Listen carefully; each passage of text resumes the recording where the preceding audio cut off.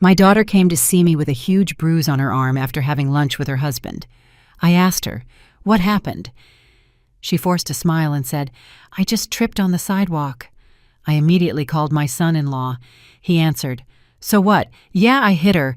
What do you think you're going to do about it?" I hung up without saying a word. A little while later, I made a single phone call. The next morning, he was the one calling me. "Do you have a death wish or something?" "I'm glad you're here. If you're watching this video, hit like, subscribe to the channel, and tell me in the comments where you're listening to my revenge story from. I want to know how far it's traveled." The afternoon sun was setting over Santa Fe, slipping through the old wooden frame of my artisan shop, lighting up the skeins of bright red, yellow, and blue yarn that I had spent all morning carefully arranging. At 65 years old, I was used to this light, to the smell of beeswax from the hand-woven rugs, to the sharp cry of the tamale seller in the market outside. I was carefully folding an embroidered napkin when the silhouette of Sarah, my daughter, appeared in the doorway. Sarah came in, her thin shoulders trembling slightly, though she tried to force a smile. She was wearing a long-sleeved white blouse, the kind she never wore because she said they made her too hot. I looked up, about to ask her why she came so early, but I stopped short. When Sarah put her cloth bag on the table, her sleeve accidentally rode up, revealing a dark, ugly bruise like ink spilled on the pale skin of her wrist. My heart sank as if someone was squeezing it. That bruise didn't look like it was from a fall or an accident. It was marked deep, cruel, like the print of someone's hand on my daughter's flesh. "What is it, sweetie?" I asked, my voice trembling even though I tried to stay calm. Sarah quickly pulled her sleeve down, hiding the bruise, and then smiled crookedly in that way I knew meant she was hiding something from me. "It's nothing, Mom. I just tripped on the sidewalk." Her voice was soft, but her eyes avoided mine. I wanted to insist, to take her hand, to lift her sleeve to see if there were more marks, but I just stood there frozen. Something inside me stopped me, as if I was afraid that if I asked more, the truth would come out and I wasn't ready to face it. Silently, I pulled a chair over for her. "Sit down, honey. I'll get you some lemonade." I went to the kitchen, holding the pitcher with my heart in a knot. She had been my greatest joy, the daughter with a smile as bright as the morning sun, who always told me her big dreams of having a happy family. Now she was sitting there, thin, quiet, like a shadow of her former self. I put the glass of lemonade in front of Sarah, trying to manage a smile, but my eyes couldn't leave her arm, even though it was covered again. Suddenly, Leo, my 8-year-old grandson, ran into the shop and hugged my legs. "Grandma." Today, the teacher said my drawing was the best in the class. The boy chattered, on his bright eyes shining. I bent down, stroked his head, and felt my heart warm a little with that innocent smile. Leo was my whole world, the reason I still got up every morning, why I kept weaving rugs, why I kept living after my husband was gone. But not even Leo's smile could chase away the unease in my chest. I glanced at Sarah and saw her with her head down, fidgeting with the edge of her glass, as if trying to hide a secret. When Sarah got up to go to the kitchen for some sweet bread, I called Leo over and kept him close. I lowered my voice and asked him gently, "Was your dad angry today, my boy?" As soon as the question was out, I regretted it. Leo's bright eyes froze for a moment, and then he looked down at his worn-out little shoes. He didn't say anything.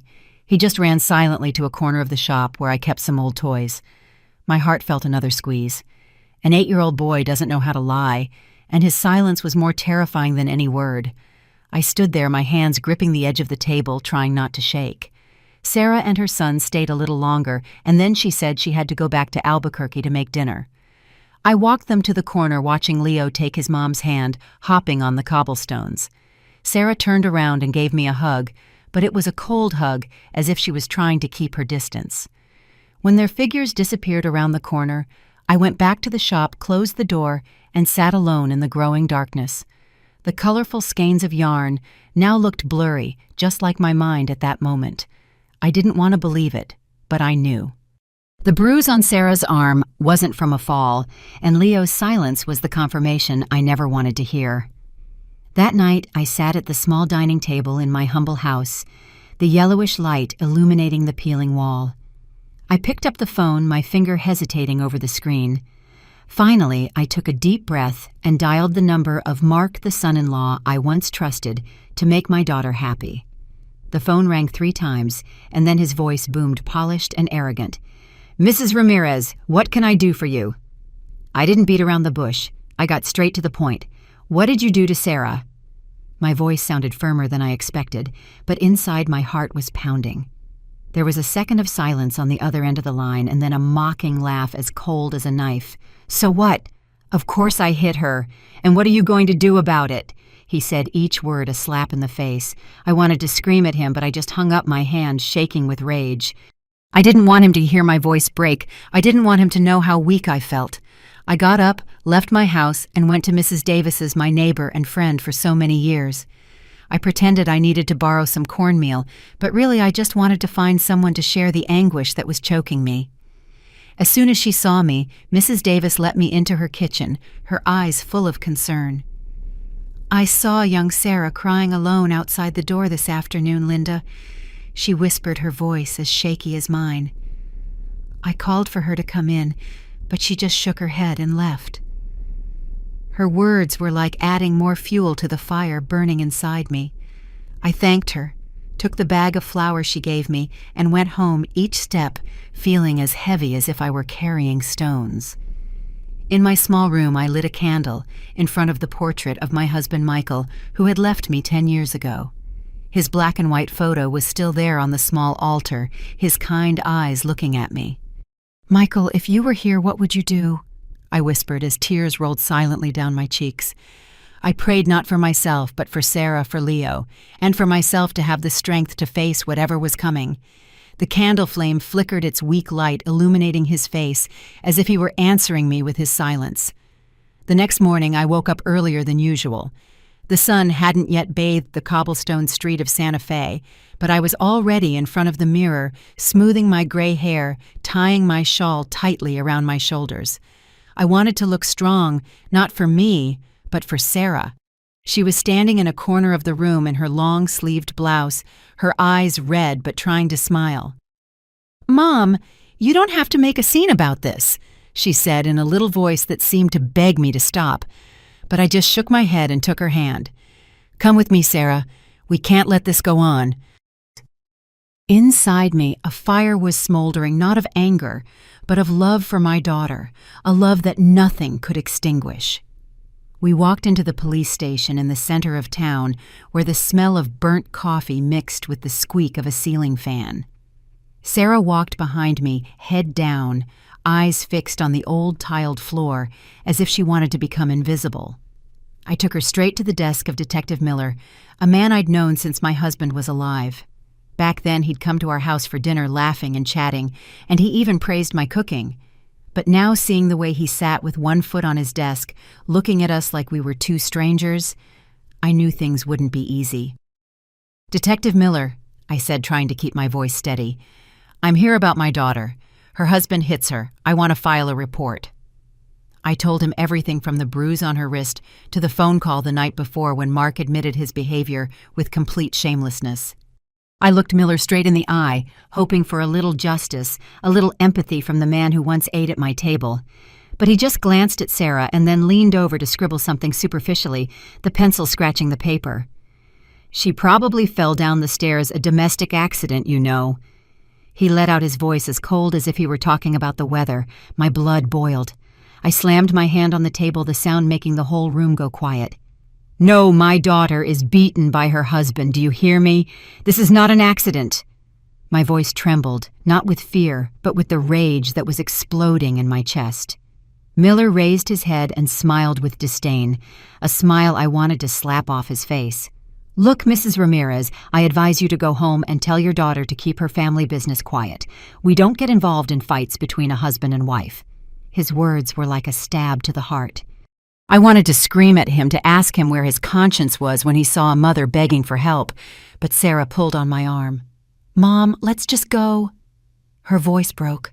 Her eyes filled with tears, as if she was afraid that if I made a scene, things would get worse. I squeezed her hand, my heart heavy as a stone, and led her silently out of the station. Every step felt like I was sinking deeper into helplessness. On the way back, I couldn't bear the feeling of failure that was choking me. I decided to stop by the office of Mr. Stevens, a well-known attorney in Santa Fe. I had heard he was sharp, that he had helped many people win important cases. If the police couldn't help, I hoped the law would be on my daughter's side. Stevens's office was in a new building with pristine white walls and gleaming glass doors. When we entered, the smell of expensive cologne and the hum of the air conditioning made me feel out of place. Me, an old woman who sold crafts, standing in the middle of a place where money and power reigned. I told him the whole story, from the bruise on Sarah's arm to Mark's brazen attitude. Stevens sat across from me, leaning back in his leather chair, slowly turning a gold ring on his finger, as if my story were just a piece of gossip. When I finished, he looked at me. Then he looked at Sarah with a cold gaze, as if he were weighing something. "Linda," he said slowly, "you have to understand that Mark has connections we don't want to mess with.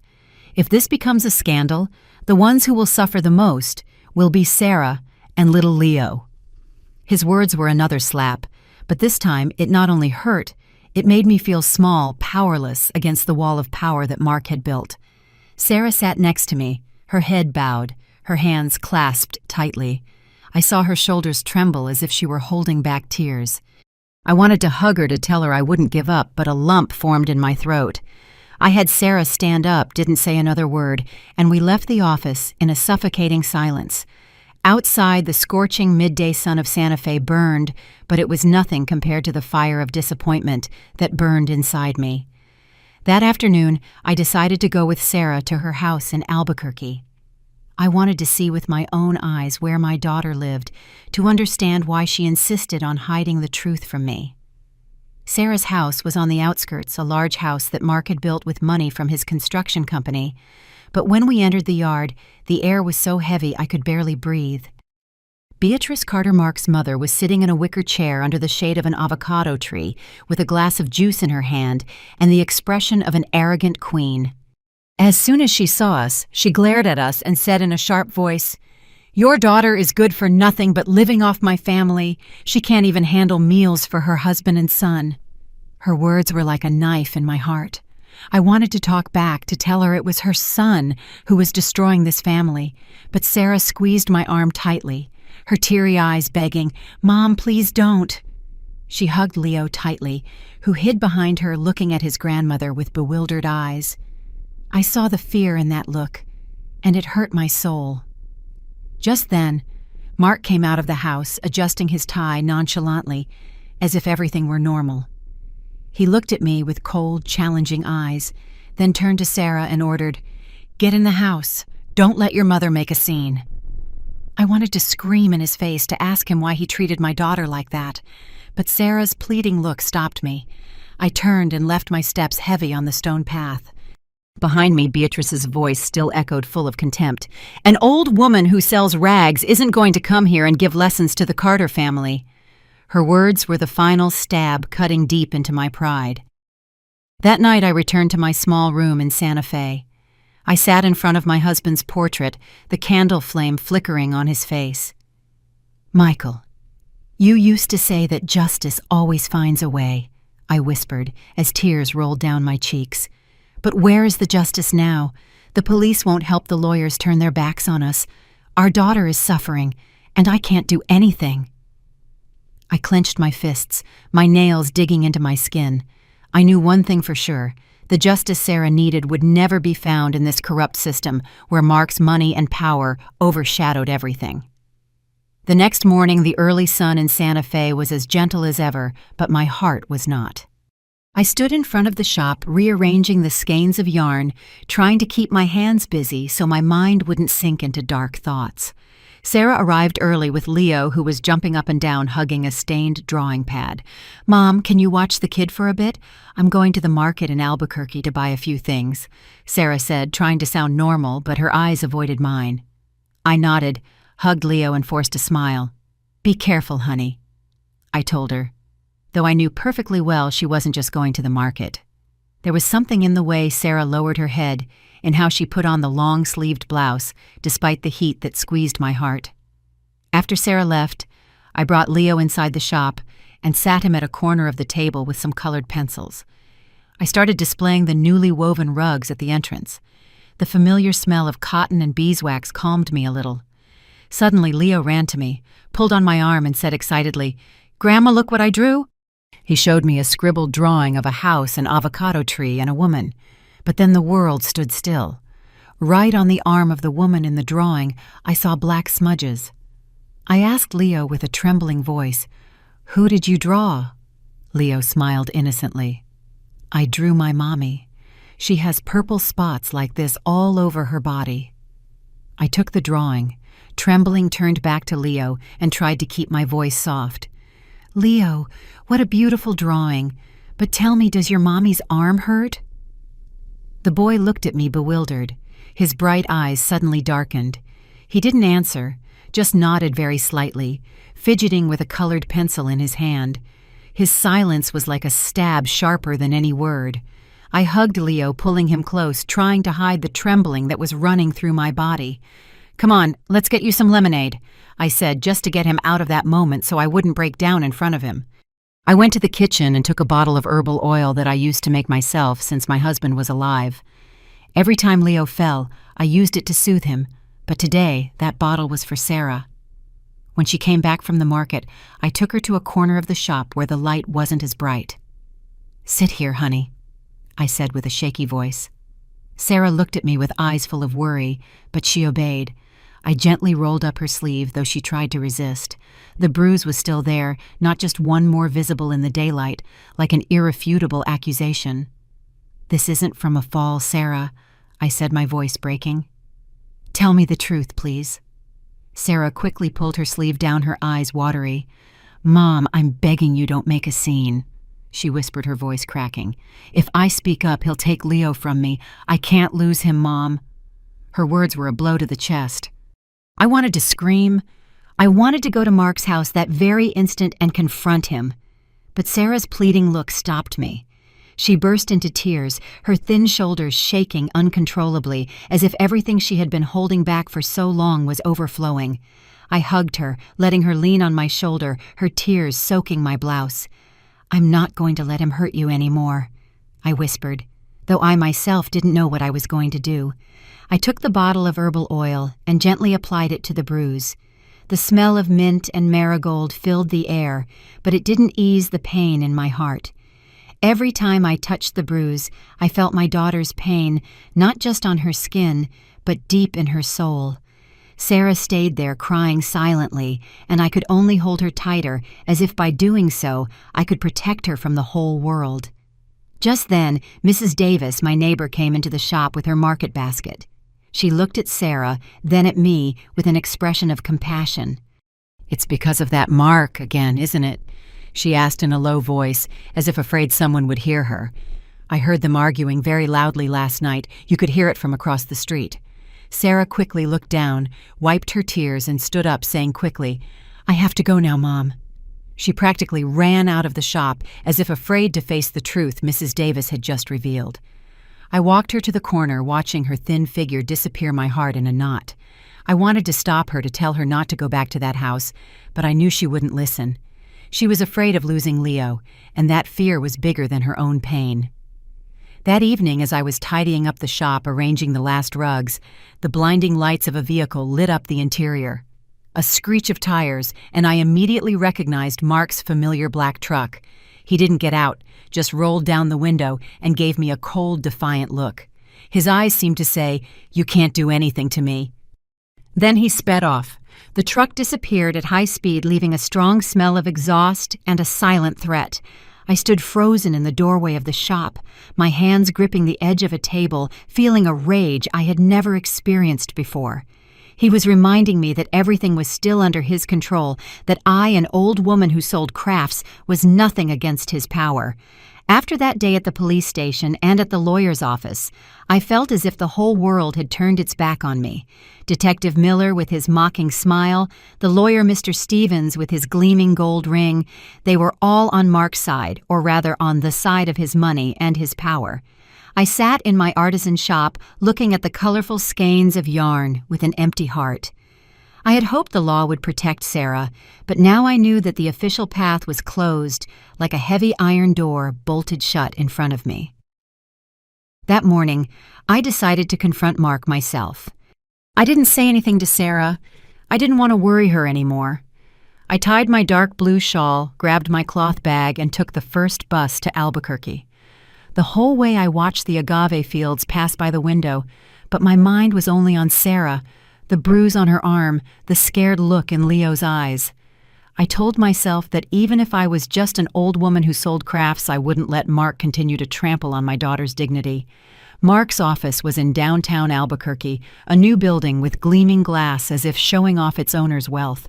The sign, Carter Construction, shone under the sun with golden letters, like a declaration of power. I took a deep breath and pushed the door open. Inside, the cold air from the air conditioning made me shiver. The secretary, a young woman with her hair in a high bun, looked at me curiously. I said dryly, "I'm Sarah's mother. I want to see Mark."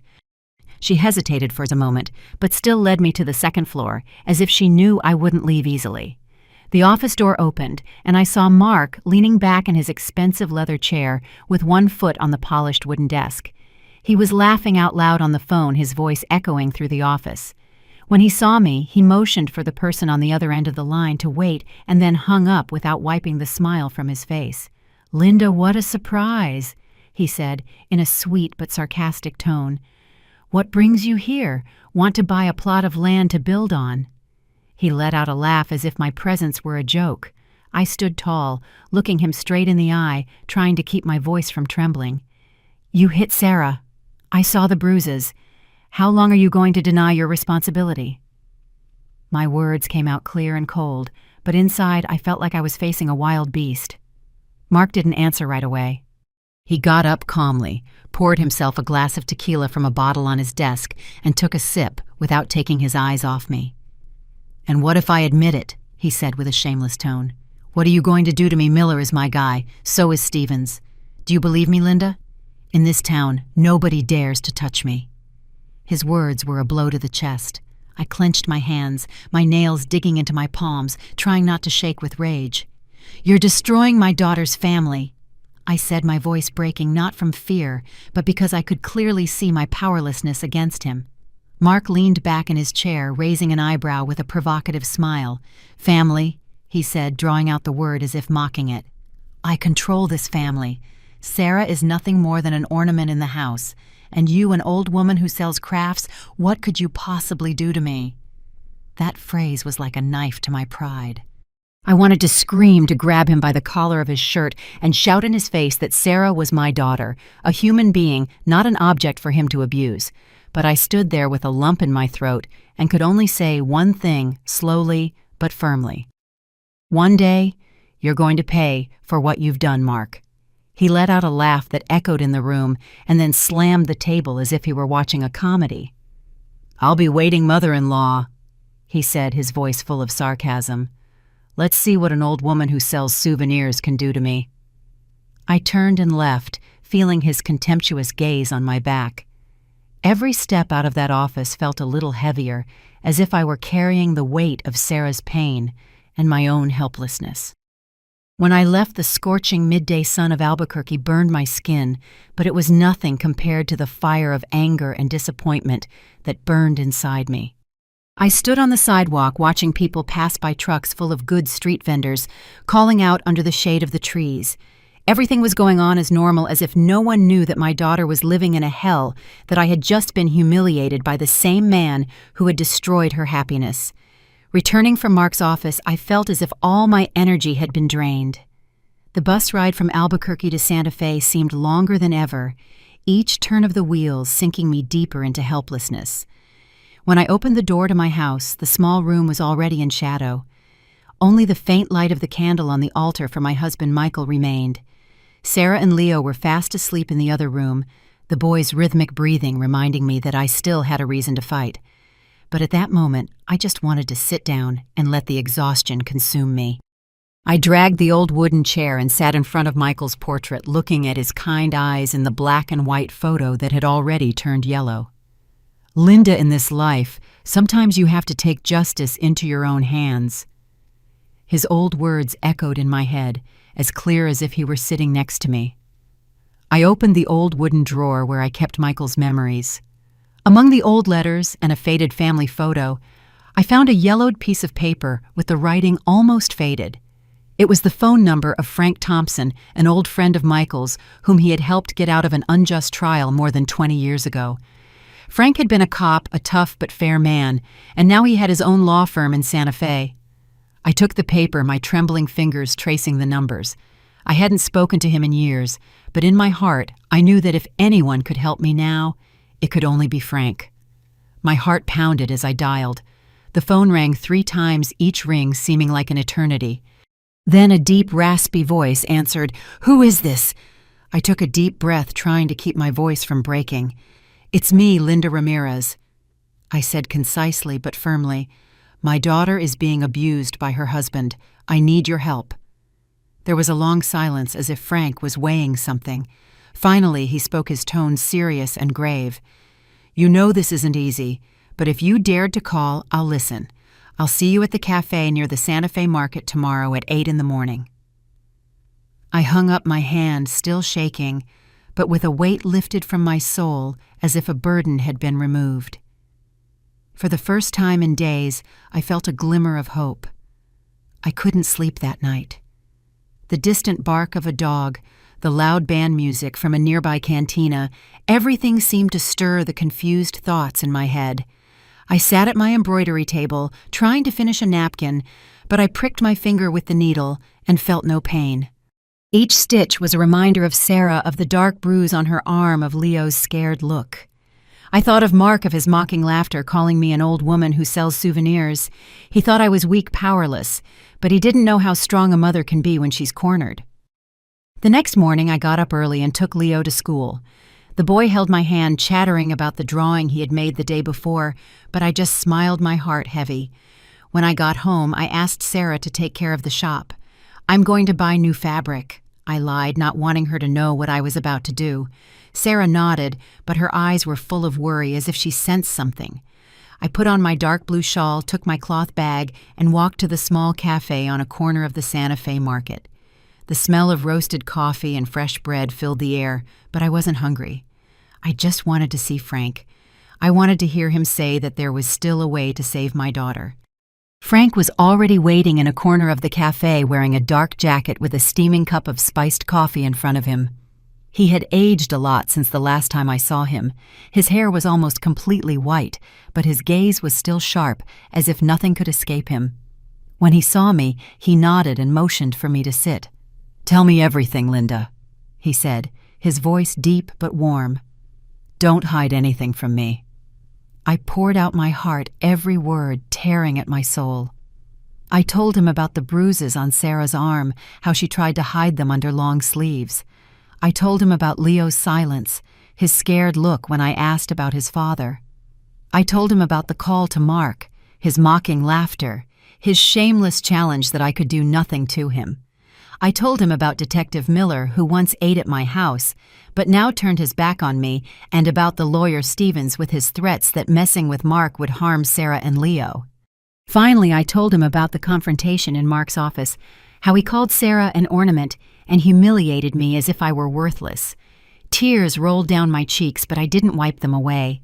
I wanted Frank to see my pain, my desperation. Frank listened in silence, nodding, turning the coffee cup on the table. He didn't interrupt me, just listened. His eyes narrowed as if analyzing every detail.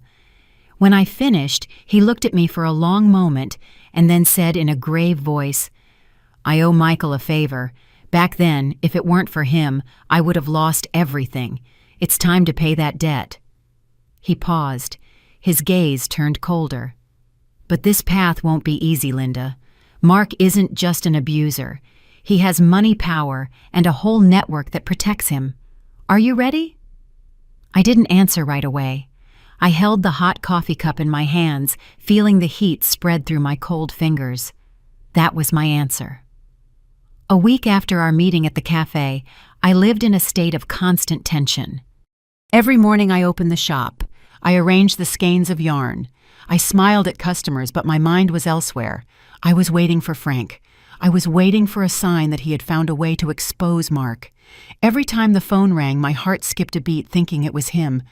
But the days passed in silence, and I began to fear that I had placed my hopes on something impossible. Every night I sat before Michael's altar, lit a candle, and whispered to him, asking for strength to continue. "Michael, am I doing the right thing?" I would ask, but only the flickering flame answered me. Then, one afternoon, as the golden light streamed through the shop door, Frank appeared. He came in with a thick, old leather briefcase in his hand, his face more serious than usual. "Linda, we need to talk," he said, his voice low but firm. I took him to the small back room where I used to sit and embroider on my sleepless nights. Sarah was at the counter laughing with a customer, completely oblivious to everything. I closed the door, my heart pounding as if I were about to enter a battle I didn't know if I could win. Frank put the briefcase on the wooden table, opened it, and spread thick files before me. I looked at the pages, the numbers, the scribbled signatures, and felt my head spin. He pointed to each document, explaining slowly, "These are copies of the construction contracts from Mark's company. See, the figures are blatantly falsified, the price of materials inflated to double, triple to steel." He moved to another stack of papers, bank receipts with bright red stamps. "This is proof that he launders money through a charitable foundation in his mother's name, Beatrice. The dirty money goes through there and then back into his pocket." Finally, he handed me a stack of invoices with a handwriting that chilled me to the bone. "Protection guarantee, Detective Miller." I took each paper, my hands shaking. Those numbers, those signatures, those notes, they were like knives, not just cutting my heart, but revealing the disgusting truth about Mark. He wasn't just a violent man who beat his wife, but the center of a small, dirty network of corruption. Frank looked at me, his eyes narrowed, and lowered his voice. "As you can see, Linda, he doesn't just harm Sarah. He's part of a whole rotten system. To bring him down, we have to target the whole system." I nodded, but a lump formed in my throat, and I couldn't speak. I thought of Sarah, of the dark bruises on her arm, of Leo's frightened gaze. These papers weren't just evidence. They were a hope, the hope of being able to get my daughter out of the hell Mark had created. But just then, Sarah's voice came from the front. "Mom, a customer wants a rug." My heart jumped. I quickly gathered the files, hid them under the table, and went out, forcing a smile. It was an American couple, blonde, with radiant smiles, looking for souvenirs. I showed them some embroidered napkins. I told them about each stitch, but my mind was still in the back room where Mark's secrets lay. When they left with a bright red rug under their arm, I went back to Frank. My heart was still pounding from the fear that Sarah might have seen something. I didn't want her to know. I didn't want to burden her with more weight.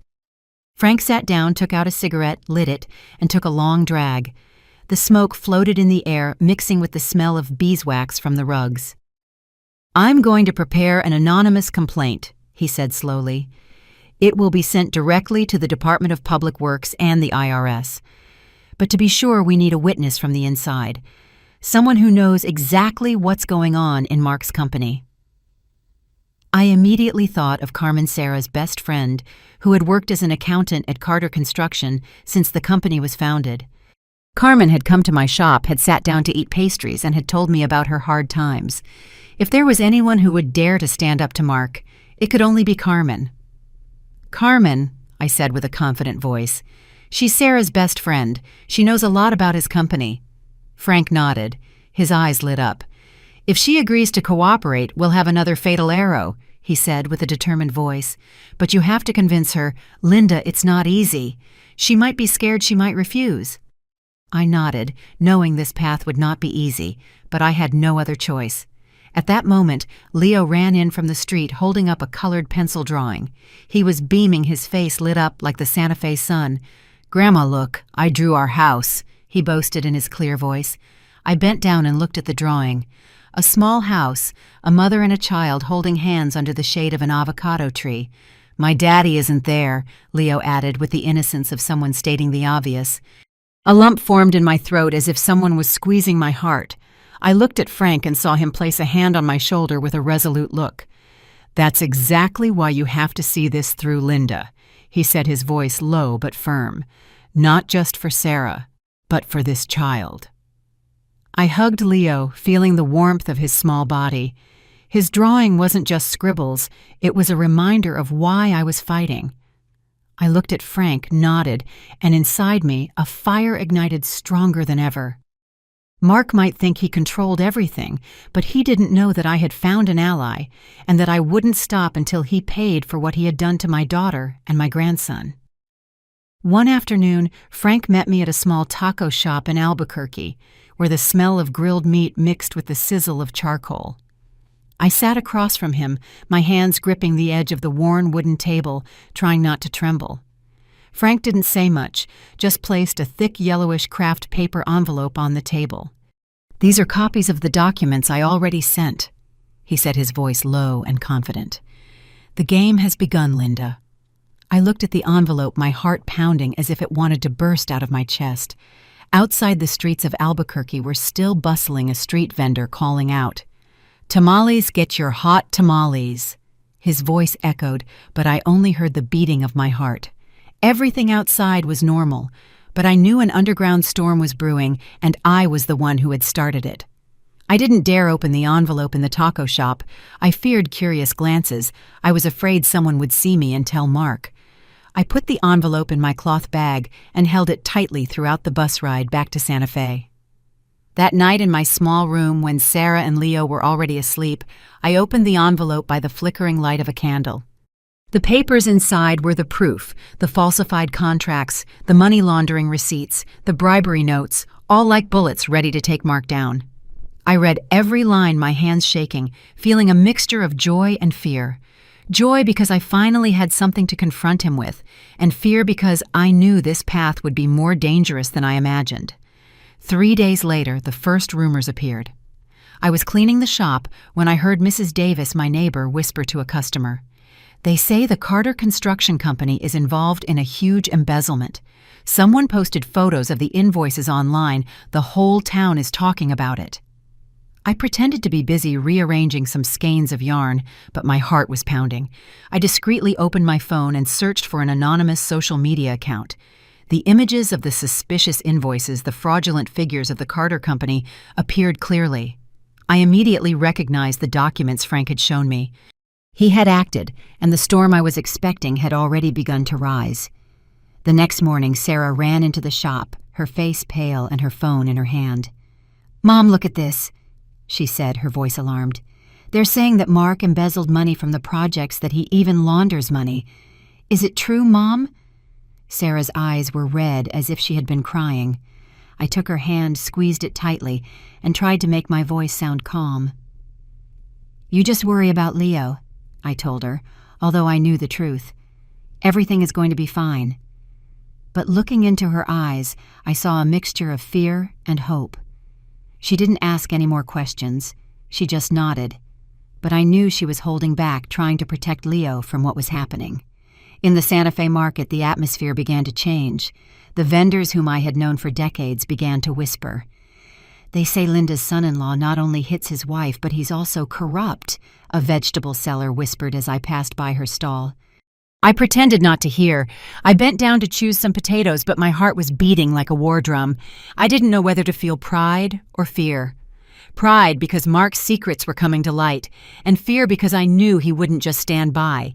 He would seek revenge, and I was afraid that Sarah and Leo would be the ones to pay the price.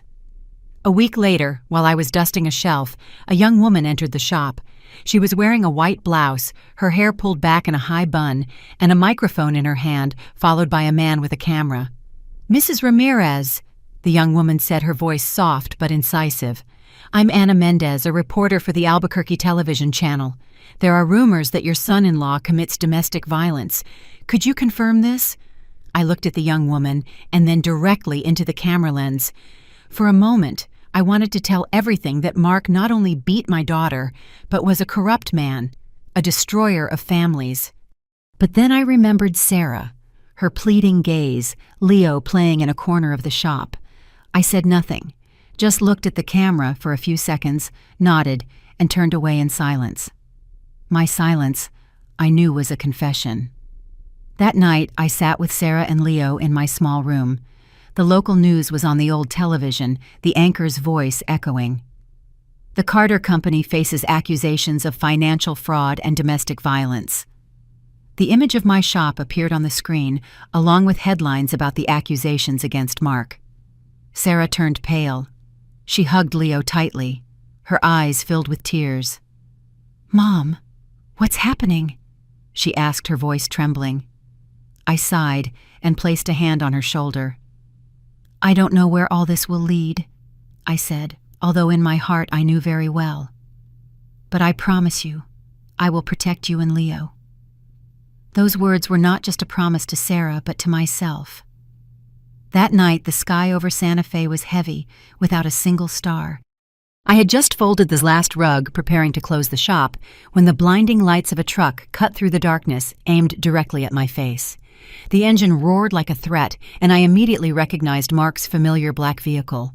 My heart pounded not with fear, but because I knew this moment would come sooner or later. I stood tall, my hands gripping the edge of a wooden table, trying not to tremble. After the rumors and the articles about Carter Construction, I knew he wouldn't stay quiet. Mark got out of the truck, his shirt wrinkled, his hair disheveled, and his eyes bloodshot like a cornered beast. He slammed the door shut, the sound echoing in the small alley, making some nearby dogs bark frantically. "You're behind all this, aren't you, old woman?" he shouted, his voice hoarse and full of rage. "All that dirty news, you started it." His words were like a stab, but I didn't flinch. I had already faced him once in his office, and this time in front of my own shop, I wouldn't let him see me as weak. Before I could answer, Sarah ran out of the house, her face pale and her eyes filled with panic. "Mark, don't make a scene here," she pleaded, her voice trembling. "Leo is inside." I saw the fear in my daughter's eyes, the way she clung to the door frame, as if trying to prevent the world from collapsing. I gently pushed Sarah back inside and whispered, "Go inside, honey, I'll handle this." She shook her head, tears streaming down her cheeks, but I looked at her firmly, and she finally backed away, hugging the door frame as if it were her only support. I went out and faced Mark. He was there, tall and arrogant, but I could see the panic in his eyes. The rumors and articles had made him lose control, and I knew it was time to be stronger than ever. I took a deep breath and said slowly but firmly, "It wasn't me, Mark. It was justice.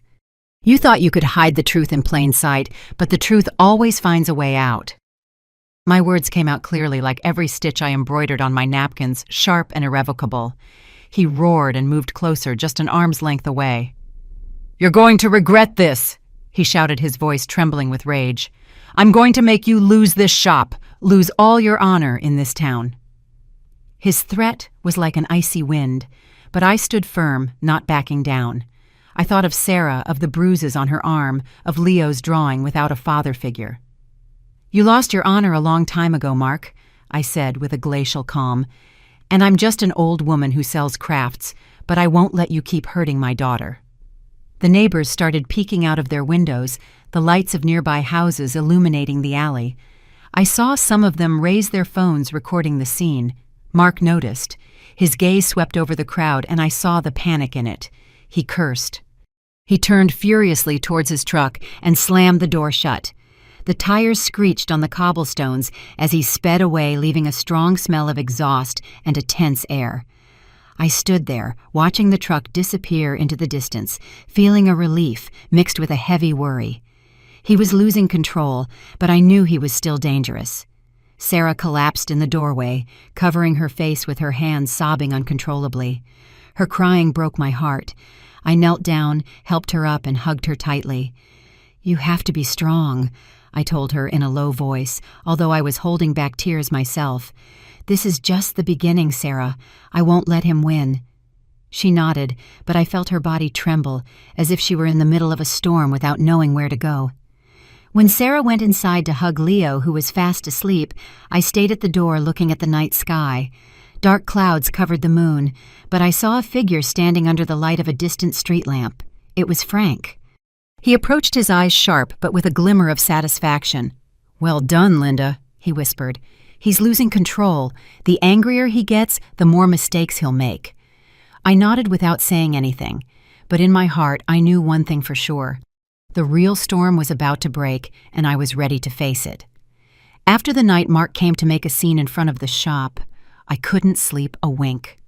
The wind whistled through the cracks of the old wooden door, a dog barked in the distance, and my own heart was beating so hard it felt like it would burst out of my chest.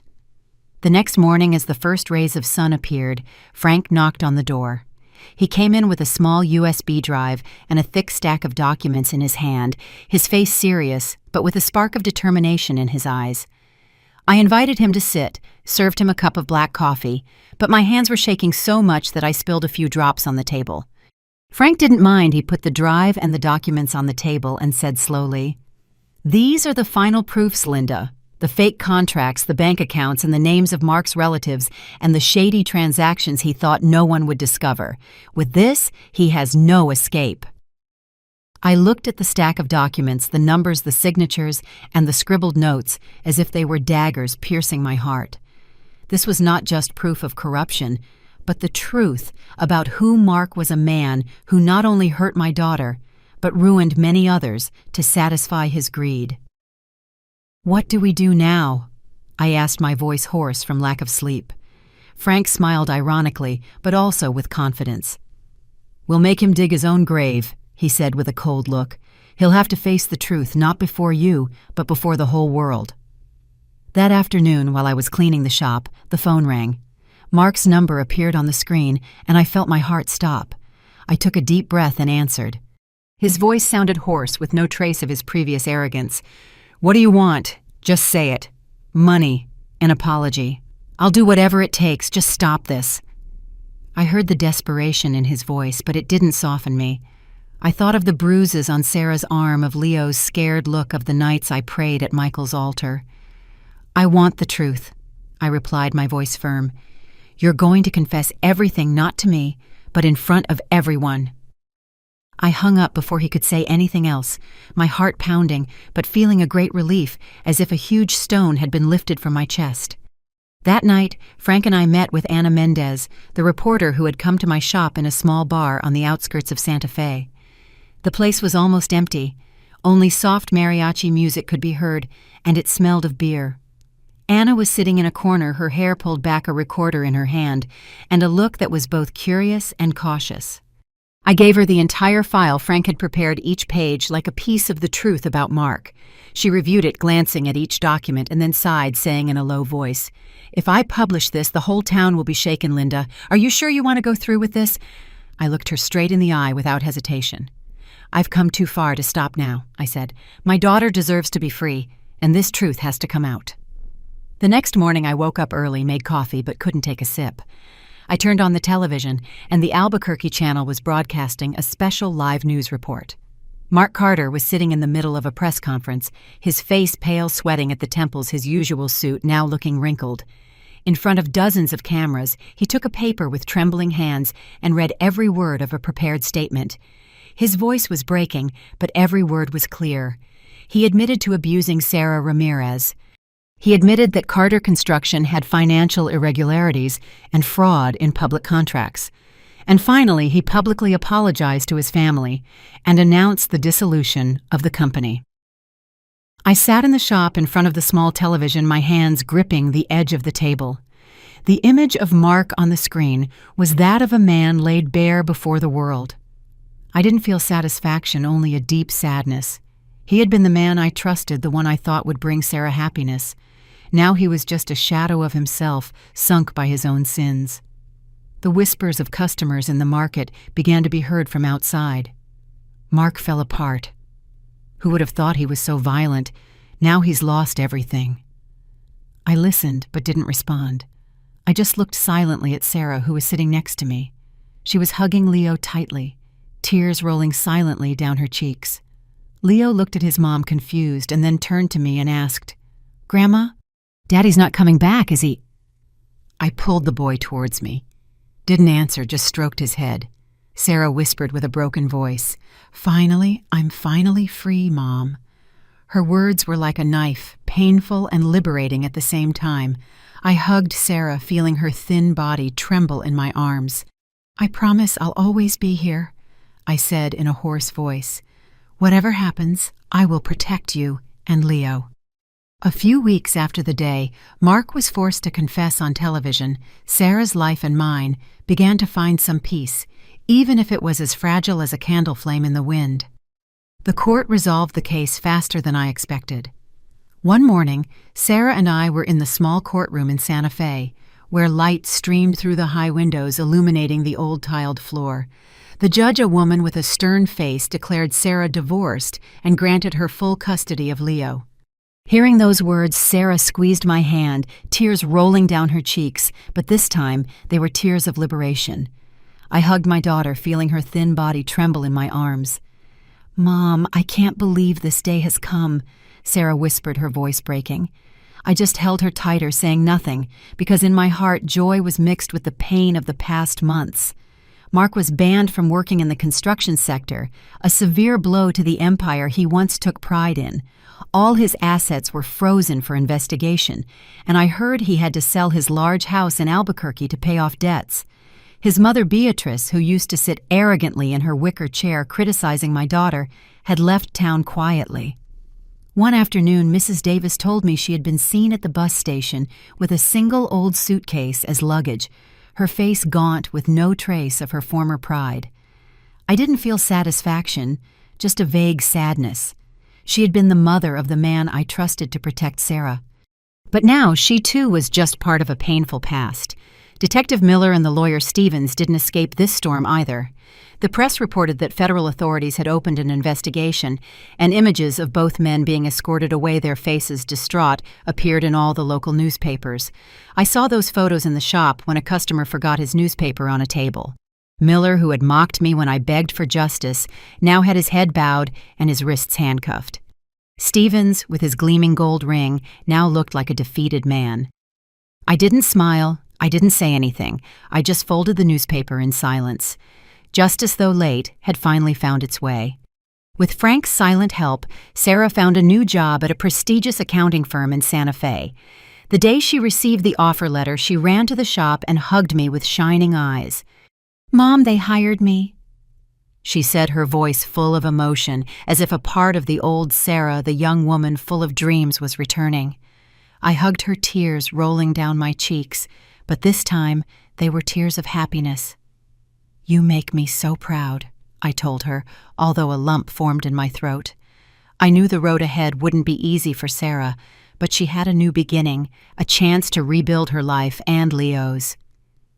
I returned to my quiet life in the artisan shop. Every morning I opened the door, arranged the skeins of yarn-wove rugs, and chatted with customers as before. But now I had Leo by my side. The boy used to run to the shop after school with his scribbled drawings and a radiant smile. One afternoon, I taught Leo how to make his first stitches on a small piece of fabric. He held the needle awkwardly, the stitches crooked, but he laughed out loud and said, "Grandma, when I grow up, I'm going to draw more colors on your napkins." His innocent words were like a fresh breeze dispelling the heavy days. I stroked his head and smiled. "If you embroider better than me, I'll leave you the whole shop." Leo laughed heartily, and at that moment I felt my heart lighter than ever. One afternoon, while I was hanging a newly woven rug at the entrance of the shop, Ana Mendez passed by. She was wearing a white blouse, her hair pulled back, and the same radiant smile as the first time I saw her. She waved at me, and I nodded, smiling in gratitude. Her report, along with the evidence Frank and I provided, had brought the truth to light, had helped Sarah break free from Mark's chains. I didn't say anything, but inside I was grateful to her and to Frank, the people who stood by my side in this fight. At night, I returned to my small room where the candle flame in front of Michael's altar was still flickering. I lit an incense stick, the copal scent spreading, bringing a peace I hadn't felt in a long time. I looked at Michael's kind eyes in the photo and whispered, "Justice may take time, but it finally came, my love, and no one has the right to trample on our daughter's dignity." I closed my eyes, feeling the soft night breeze move the curtain.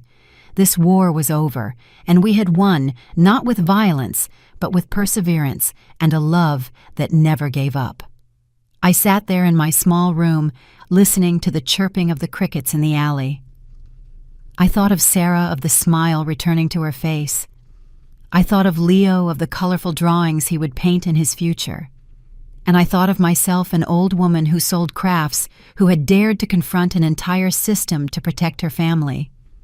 I was no longer afraid. I had no more doubts. This life, though hard, had taught me that a mother's love can be stronger than any power. And with that love, I knew we would move forward together under the Santa Fe sun. The story you have just heard has been modified in names and places to protect the identity of the people involved. We do not tell this to judge, but in the hope that someone will listen and stop to reflect. How many mothers are suffering in silence within their own homes? I really wonder. If you were in my place, what would you do? Would you choose to remain silent to keep the peace, or would you dare to face it all to reclaim your voice? I want to know your opinion, because every story is like a candle that can light someone else's path. God always blesses, and I am convinced that courage leads us to better days. Meanwhile, on the end screen, I leave you two of the channel's most beloved stories. I'm sure they will surprise you. Thank you for staying with me until this moment.